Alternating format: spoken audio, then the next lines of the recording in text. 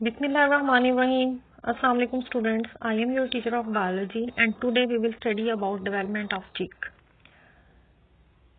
Students, सबसे पहले हम देखते हैं growth and development in animals. अगर हम एनिमल्स के अंदर ग्रोथ एंड डेवलपमेंट की बात करें तो सबसे पहले हम एम्ब्रियोलॉजी देखते हैं कि एम्ब्रियोलॉजी क्या है।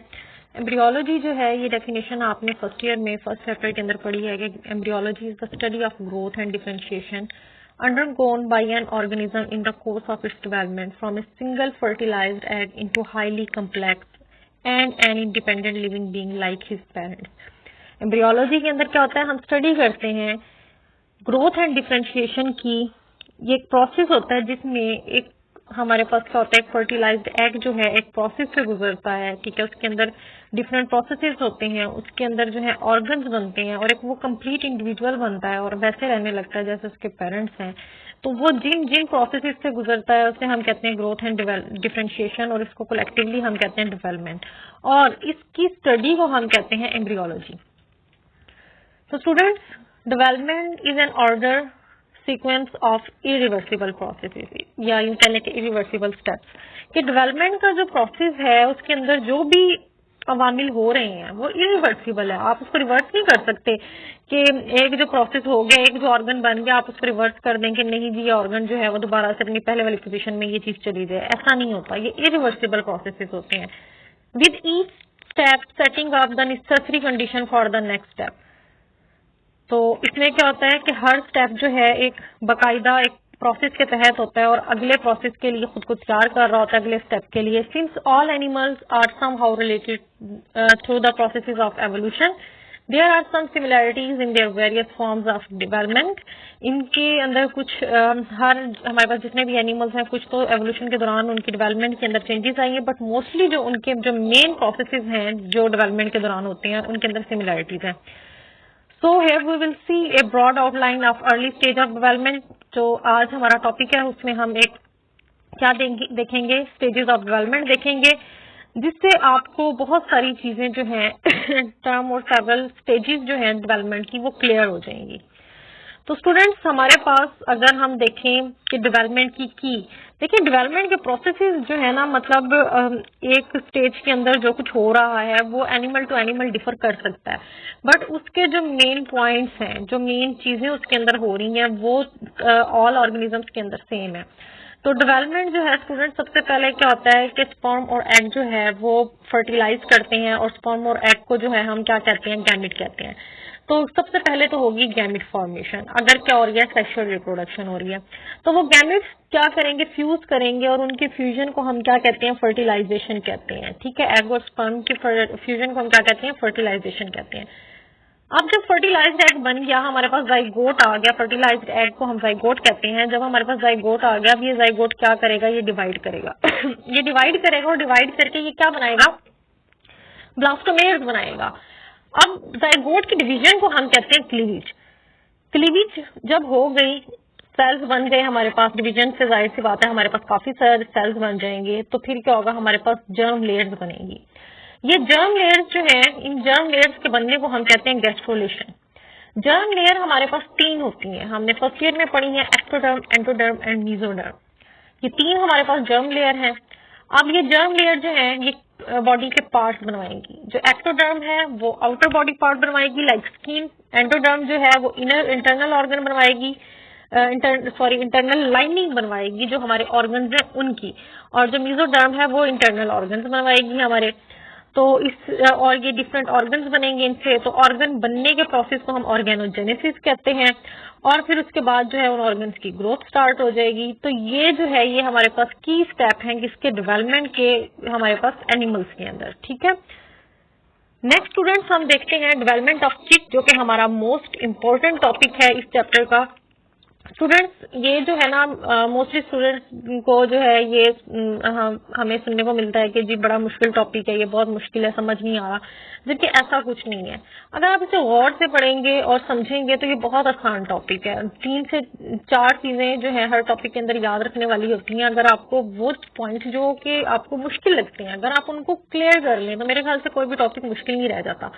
तो सबसे पहले हम देखते हैं डेवलपमेंट ऑफ चिक।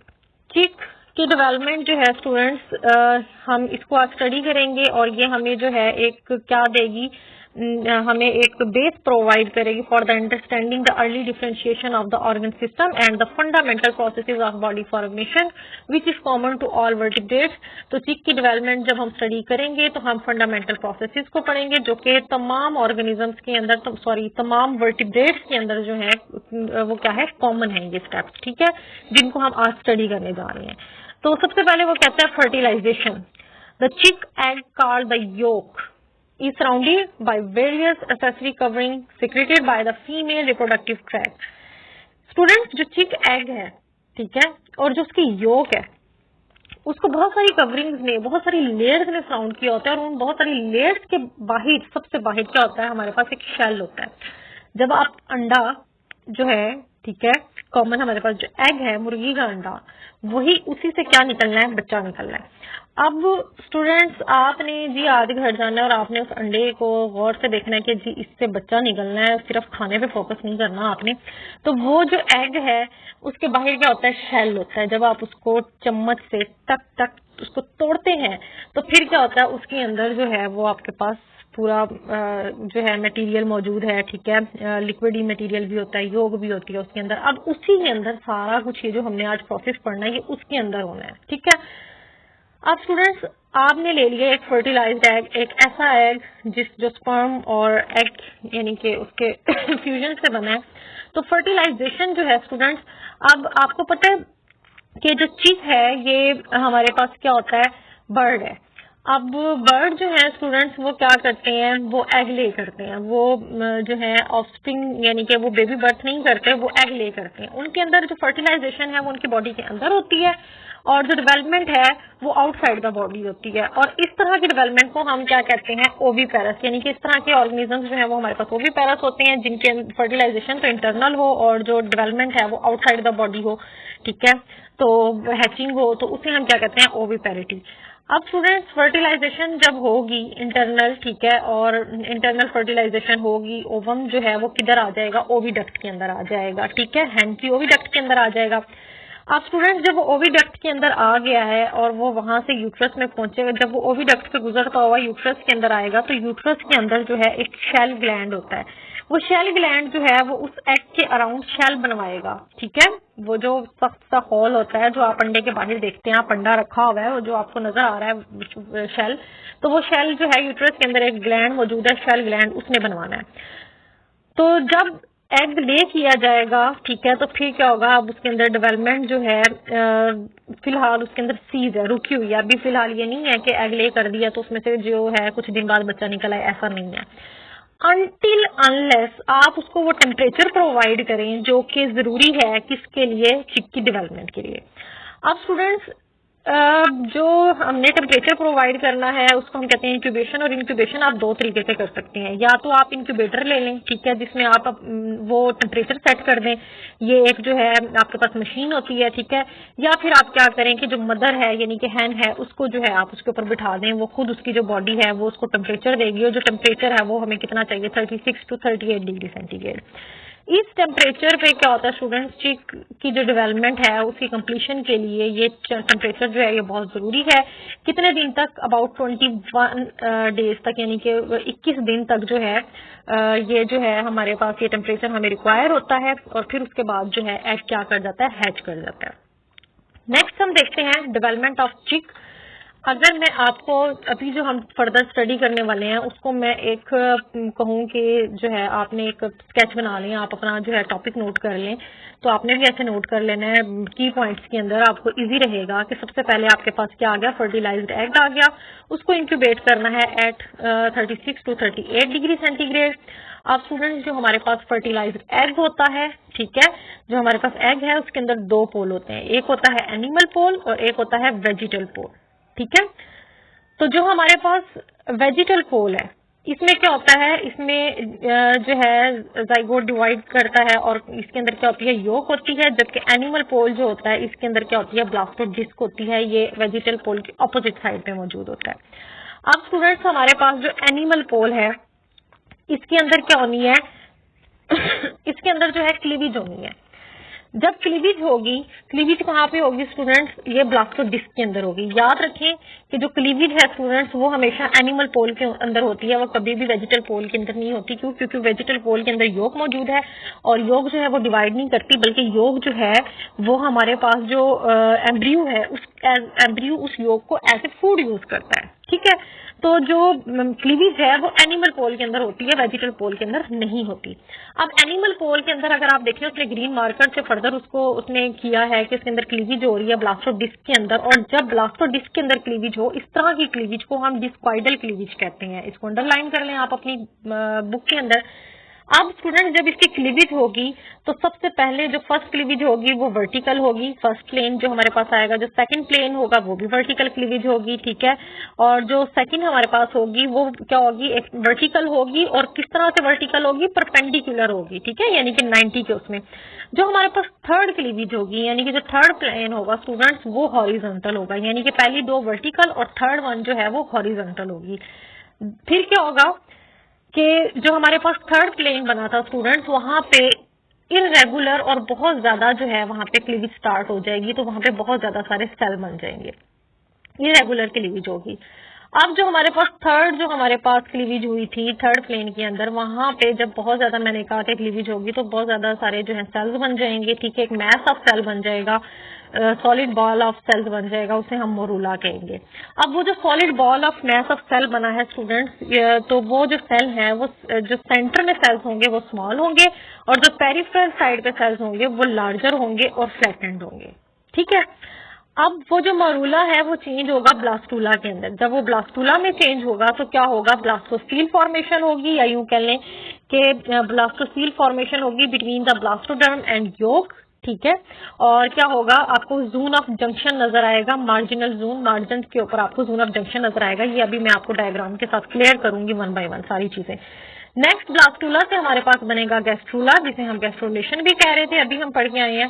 गैस्ट्रोला में स्टूडेंट्स हमारे पास डिफरेंट इवेंट्स होंगे, उनको हम वन बाय वन जो है वो डायग्राम से देख लेते हैं। हमारे पास एपीब्लास्ट बनेगी, हाइपोब्लास्ट बनेगी। हमारे पास गैस्ट्रोलेशन के अंदर एक्चुअली होना क्या है, हमारे पास तीन चीजें बननी है, एक्टोडर्म, एंडोडर्म एंड मीजोडर्म।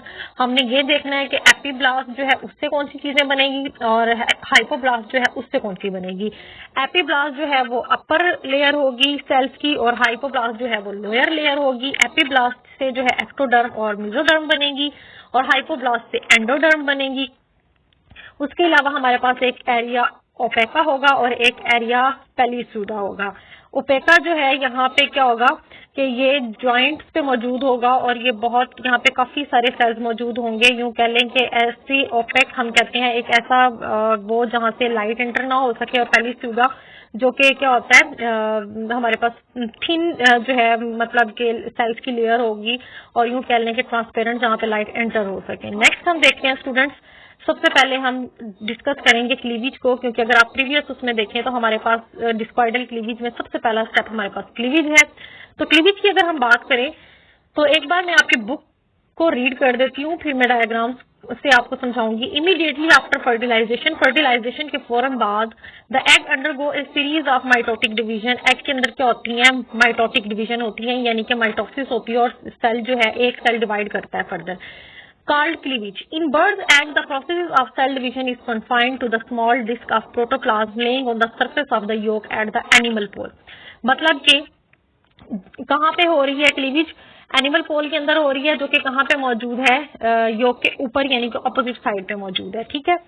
तो this type of cleavage first referred as discoidal cleavage, इस तरह की क्लीविज को हम डिस्क्वाइडल क्लीविज कहते हैं। The cleavage furrow start in the clear cytoplasmic region. Cleavage कहाँ से स्टार्ट होती है, क्लियर साइटोप्लाज्मिक रीजन से स्टार्ट होती है। The first two cleavage planes are vertical, पहले दो क्लीविज जो है वो वर्टिकल होती है, जबकि थर्ड जो है वो क्या होती है, horizontally parallel to the surface and thus cut the underneath the cytoplasm and separate. और क्या करती है, साइटोप्लाज्म को कट करती है, इस तरह से कट करती है कि साइटोप्लाज्म और योग को थोड़ा सा सेपरेट कर देती है, ठीक है। मतलब कि एनिमल पोल और वेजिटल पोल के दरमियान में क्या ले आती है, सेपरेशन ले आती है। कौन, थर्ड क्लीविज जो है। The successive cleavage becomes irregular and number of cells increase. और क्या होता है, इस तरह से जो क्लीविज है वो उसके बाद थर्ड क्लीविज के बाद जो क्लीविज है वो इरेगुलर सेल्स बनना शुरू हो जाते हैं, और हमारे पास काफी ज्यादा सारे सेल बनते हैं, और नंबर ऑफ सेल्स जो है वो इंक्रीज हो जाती है।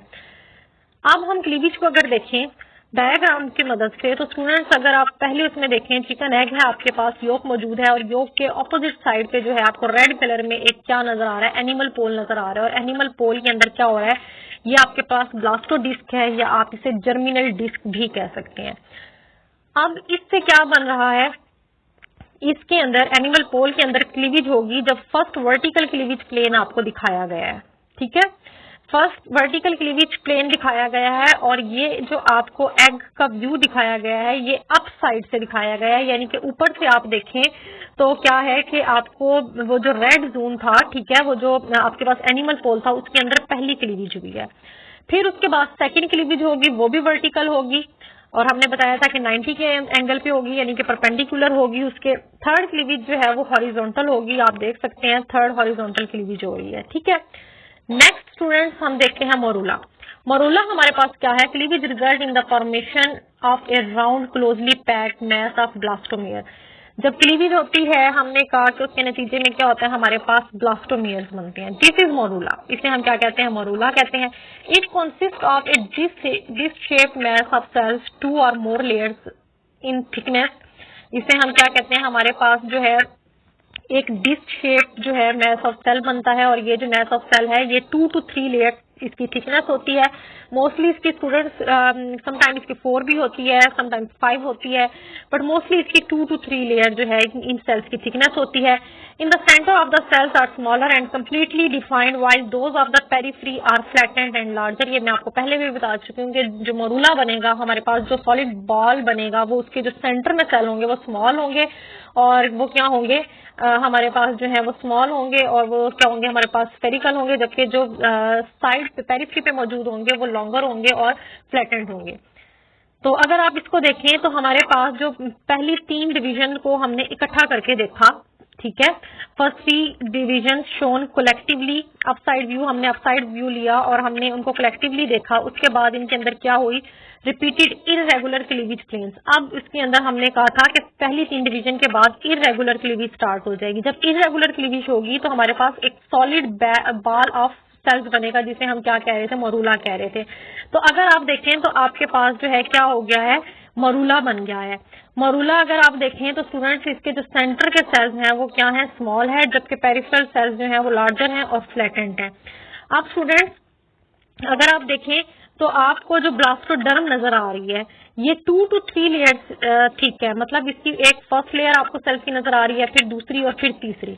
2 to 3 लेयर जो है ब्लास्टोडर्म की क्या है, थिकनेस है। ठीक है, नेक्स्ट स्टूडेंट्स हम देखते हैं blastula. The morula stage is short lived and soon changes into blastula. Morula की जो स्टेज है जो हमने पिछली पढ़ी है स्टूडेंट्स, ये बहुत शॉर्ट सी स्टेज होती है, बहुत थोड़े से टाइम के लिए होती है ये, और ये फौरन से मोरूला चेंज हो जाता है ब्लास्टूला के अंदर। And is characterised by the presence of a segmentation cavity और ब्लास्टोसील, और ये फौरन से क्या बना देती है, ब्लास्टोसील बना देती है। The discoidal cap of cells above called blastoderm. जो हमारे पास जो है डिस्क के ऊपर जो सेल्स होते हैं उन्हें हम क्या कहते हैं, ब्लास्टोडर्म कहते हैं। The marginal area of blastoderm in which the cells remain undetached from the yolk and closely adherent to it is called zone of junction. अब मैं आपको जोन ऑफ जंक्शन भी दिखाऊंगी और जो इसने ये लास्ट जो हमारे पास लाइन बोली है कि the marginal area of blastoderm in which the cells remain undetach, और मैं आपको वो मार्जिन भी दिखाऊंगी जहां से जो हमारे पास सेल्स हैं वो योग के साथ अटैच हैं, अभी भी अलहदा नहीं हुए। तो स्टूडेंट्स आप ये देखें हमारे पास क्या है, ब्लास्टोडर्म, आप देख सकते हैं डायग्राम में उसने दिखाया है ब्लास्टोडर्म बनी है। अब ये जो है साइड से अटैच है मार्जिन से और मार्जिन से अटैच है, मार्जिन से जो इनकी अटैचमेंट है साइड से, ठीक है, रेड और ब्लैक की जो मार्जिन से अटैचमेंट है उसे हम जोन ऑफ जंक्शन कहते हैं। और जो आपको योक और दरमियान में योक और रेड जो आपको ये ब्लास्टोडर्म है उसके दरमियान में आपको एक कैविटी नजर आ रही है जिसे हम ब्लास्टोसील कहते हैं। तो इस जगह से, ब्लास्टोसील वाली जगह से, यानी कि इस कैविटी से अभी भी ये क्या है, इसके योग के साथ अटैच है, योग से कंप्लीटली सेपरेट नहीं हुए। ठीक है, अब स्टूडेंट्स नेक्स्ट क्या होगा, ब्लास्टूला के बाद जब गैस्ट्रूला स्टार्ट होना है, गैस्ट्रूला स्टेज जब स्टार्ट होनी है तो फिर क्या होगा कि अब ये योग से आहिस्ता आहिस्ता जो है ये अलहदा होना शुरू होंगे सर। और आप देख सकते हैं एक ये जो हमारे पास ब्लास्टोडर्म की जो लेयर्स थी, एक ऊपर की तरफ मूव कर रही है और फिर दूसरी नीचे की तरफ। अब जो हमारे पास ऊपर की तरफ मूव कर गई है लेयर, उसे हम एपिब्लास्ट कह रहे हैं, और जो नीचे की तरफ है उसे हम हाइपोब्लास्ट कह रहे हैं। अब एपिब्लास्ट और हाइपोब्लास्ट जहां से जुड़ी हुई है, उन दोनों का जो जंक्शन है उसे हम कह रहे हैं एरिया ओपेका। और जो ऊपर वाला है, जो एपिब्लास्ट के ऊपर यानी कि जो दरमियान में खाली स्पेस है, हम इसे कह रहे हैं एरिया पेलिसूडा। मैंने आपको पहले भी कहा था एरिया पेलिसूडा जो है ये क्या होता है, ये थिन होता है, और जो एरिया ओपेका होता है ये थिक होता है। यहां से यूं कह लें कि लाइट एंटर नहीं कर सकती एरिया ओपेका से। नेक्स्ट हम देखते हैं स्टूडेंट्स गैस्ट्रोलेशन। गैस्ट्रोलेशन की अगर हम बात करें तो हम कहते हैं it is characterised by the movement and rearrangement of cells in the embryo. इसमें क्या होता है कि सेल्स की मूवमेंट होती है, वो अपने आप को रीअरेंज करते हैं। During gastrulation the blastoderm split into 2 layer. जब गैस्ट्रोलेशन होती है तो जो ब्लास्टोडर्म है वो पहले 2 to 3 लेयर ठीक थी, अब वो अपने आप को 2 लेयर के अंदर डिवाइड कर लेगी। एक अपर लेयर बन जाएगी जिसे हम एपिब्लास्ट कहेंगे, और एक लोअर लेयर बन जाएगी जिसे हम हाइपोब्लास्ट कहेंगे। एपिब्लास्ट जो है वो क्या बनाएगी, एक्टोडर्म और मेसोडर्म बनवाएगी, जबकि हाइपोब्लास्ट जो है वो एंडोडर्म बनाएगी। जो हाइपोब्लास्ट सेल्स हैं वो क्या करेंगे, जो हमारे पास हाइपोब्लास्ट के सेल्स हैं वो outward over the surface of the yolk जो है वो मूव करेंगे, then downward around it to the form the endodermal lining of the yolk sac. ये क्या करेंगे, फिर डाउनवर्ड मूव करना शुरू कर देंगे, क्योंकि इन्होंने क्या करनी है, एंडोडर्म की लाइनिंग बनानी है। At this stage the central cells of the blastoderm can be separated from the yolk. और इस स्टेज के ऊपर क्या होता है, ब्लास्टोडर्म के जो सेल्स हैं वो क्या होंगे, योक से सेपरेट होना शुरू हो जाएंगे। Under these central cells a pool of fluid develops, raising them off the yolk and giving the area a translucent appearance, area pellucida. हमारे पास यहीं पे इसी स्टेज के अंदर क्या बनेगा, एक एरिया पेलिसूडा बनेगा। While the peripheral part of the blastoderm where the cells unseparated from the yolk is termed as area opaca. और वो एरिया जहां से सेल्स जो है, जहां पे पेरिफेरल जो पार्ट है और वहां से क्या है कि एपिब्लास्ट और हाइपोब्लास्ट जुड़े हुए हैं, और वहां पे थिकनेस जो है वो सेल की ज्यादा है, ठीक है, वो क्या है कि ट्रांसलूसेंट एरिया नहीं है, तो उसे हम क्या कहेंगे, एरिया ओपेका कहेंगे। वहां से वो जुड़े हुए हैं, और ये क्या है हमारे पास, the white area that transmits the light, ठीक है। नेक्स्ट हम देखते हैं स्टूडेंट्स, अगर हम इसको डायग्राम से देखें तो हम कहते हैं हमारे पास एपिब्लास्ट है, नीचे वाली हमारे पास हाइपोब्लास्ट है, ठीक है। और क्या हो रहा है हमारे पास, जो हाइपोब्लास्ट है तो ये जो है हमारे पास इनकी जो है, हमने देखा कि एपिब्लास्ट जो है वो क्या बनाएगी, एक्टोडर्म बनाएगी, और जो हमारे पास हाइपोब्लास्ट है, ठीक है, उसके सेल जो है वो डाउनवर्ड मूव कर रहे हैं टुवर्ड्स द योक, नीचे की तरफ, ठीक है। और जो हमारे पास एपिब्लास्ट है उसने 2 लेयर बना दी हैं, एक एक्टोडर्म और एक एंडोडर्म। आप डायग्राम में देख सकते हैं, आपको दरमियान वाली एंडोडर्म नजर आ रही है, ऊपर वाली आपको एक्टोडर्म नजर आ रही है, और हाइपोब्लास्ट की जो लेयर है उसने योक की डाउनवर्ड और सराउंडिंग में मूव करना शुरू कर दिया है। आप उसको देख सकते हैं, योक आपको ब्लैक कलर का वो जो नजर आ रहा है, उसकी साइड पे ब्लू कलर की लाइनिंग है। ये हाइपोब्लास्ट के सेल हैं जिन्होंने डाउनवर्ड मूव करना शुरू कर दिया है। क्यों? क्योंकि इसने क्या बनानी है, इसने इंटरनल लाइनिंग बनानी है एंडोडर्म ने हमारे ऑर्गन्स की, ठीक है। तो नेक्स्ट अगर आप इसको देखें तो ये आपको इसका लेटरल व्यू अगर देखें आप गैस्ट्रोलेशन का, नोटोकॉर्ड फॉर्मेशन के बाद, हमने अभी नोटोकॉर्ड फॉर्मेशन हमने अभी पढ़नी है, हमने पढ़ी नहीं है, बट अगर आप इसका लेटरल व्यू देखें तो वो कुछ इस तरह से होगा कि आपके पास सबसे बाहर एक्टोडर्म आ जाएगी, फिर मेसोडर्म आ जाएगी। मेसोडर्म किस तरह से आएगी, दरमियान में नोटोकॉर्ड होगी, नोटोकॉर्ड ने हमारा नर्वस सिस्टम बना देना है, और इसके ऊपर और नीचे हमारे पास मेसोडर्म होगी, और सबसे नीचे जो है हमारे पास क्या होगी, एंडोडर्म होगी। एंडोडर्म ने क्या बनानी होती है, हमारी इंटरनल लाइनिंग बनानी होती है हमारे ऑर्गन्स की। इस तरह से ये क्या हो जाएंगे, ये सेल्स अपने आप को अरेंज कर लेंगे, और इस तरह से गैस्ट्रोलेशन हो जाएगी, और हमारे पास 3 लेयर बन जाएंगी, ठीक है।